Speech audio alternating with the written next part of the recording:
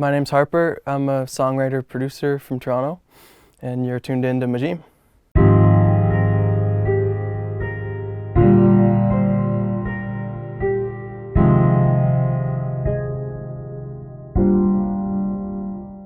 Music is sort of what I wake up for, and I fell in love with it probably using GarageBand when I was in grade 9 or 10, and like realizing what I could do when I came home from school, and then it just took me from there.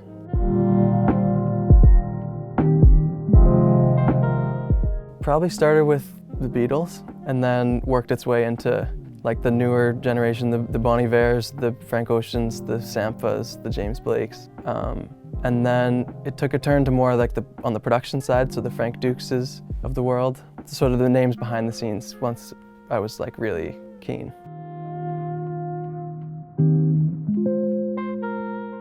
It definitely depends on if I'm with an artist or a writer or by myself, but most of the time it starts on the keys, either my whirly or my piano, sometimes a synth or two, to get some sort of core harmony idea and then working off it from there.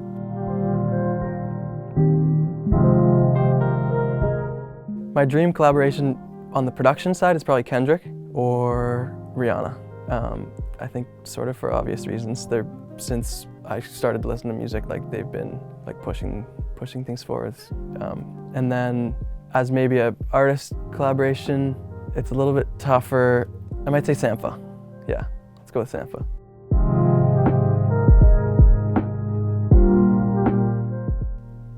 As an Apple Music listener, I've listened to my favorite artists' influenced playlists. Like, it's really cool to find when an artist puts out an album and then they have their influences tucked below in their page, and you can sort of unpack how they got to where they are. So it's pretty special getting to plant my seeds of like where things came from for people to find now or in a few years or whatever, and maybe update it as we go. So Harper, we brought in a couple records for you to skim through and check out, and yeah, tell us what they mean to you.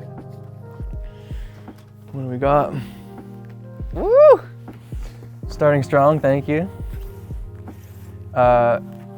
Starting super strong with Elliott Smith. Yeah, you guys picked a good one here. I love how this one's recorded. I think I've never really heard a vocal. I mean, it's partially just Elliott's voice, I think, but the way his voice is right in your eardrum, like it's right there. Even when he's layering, it never gets too grand. And the acoustics, there's no bells and whistles, it's just nice. Yeah, definitely a big inspiration for me, Elliott Smith. Some Black Sabbath. I worked in a restaurant through high school with a lot of rock and metalheads, and so this was sort of, I think, forced upon me. I've come to like stuff in this realm a little bit more now, but definitely growing up on Feist and Joni Mitchell, there was not too much Black Sabbath going alongside. But yeah, I love this cover art. That's crazy. Even the Warner logo looks nice. Oh, and the track list. Oh, it's a short one. 8 songs. Sick. A gift from us to you. Whoa.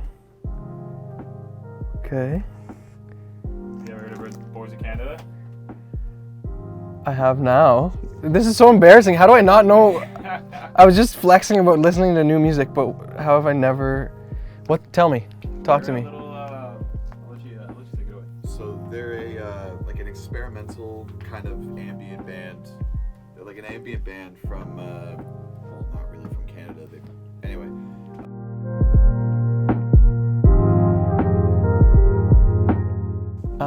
I'm gonna bridge them together and say Mac Miller.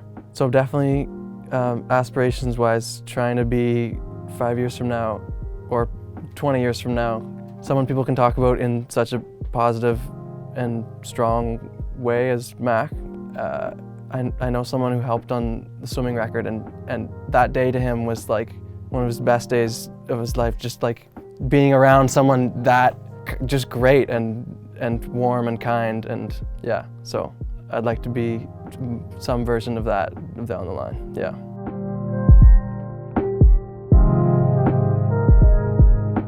For sure, yeah, that's one of my favorite songs I've ever written. Seago's like a friend and just neighbor of mine besides the music, so like off rip, just great, I don't know, very important and like special already, just being able to write with him all the time. So yeah, that one started a long time ago with a producer named Jules. Actually, one of the first times we were in this building, we started what was like sort of the early skeleton of that song, and Seagull really brought it to life. And then we went to Division 88, a studio off of Geary up here in Toronto, and shot the music video sort of like the day before it came out. It's super out of my comfort zone. It's like catchy and fun and upbeat and sort of Hall & Oates vibe, and yeah, I don't know. It's a lot of fun. It's one of my favorites. Shout out Seagull.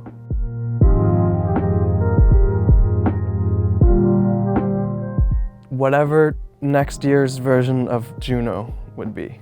I sort of fell in love with Juno again this past year, and I think it captures the essence of what I'm trying to do quite well. And it's such an important movie to so many people, and just very genuine. I don't know, whatever's coming next of that. Yeah, such a fucking good movie.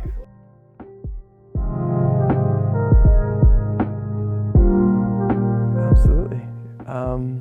I would say to, I don't know, take it easy. Like, as all my friends went off to university or college, I don't know, it was a little tricky all of a sudden being all alone in the city that I used to have a gazillion friends in, and everyone's off sort of starting their next chapter.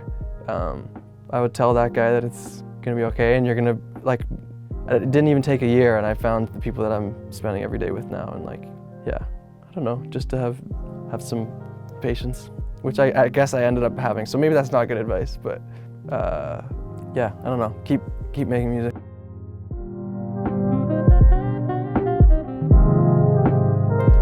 Super special, like the magnitude, like this guy's insane. He's doing stadium tours worldwide, opening with the song that I did. Like, every time I see a clip of that on YouTube or whatever, it's nuts. Everything's sold out, like O2 Arena sold out in London. Insane. So it's cool to have my music hit so many ears. Like, very, very thankful for that one. Thank you so much for having me. It's been a treat. Thank you for the records, guys, and let's get some food, 'cause I'm kind of hungry too. So, yeah. Thank you.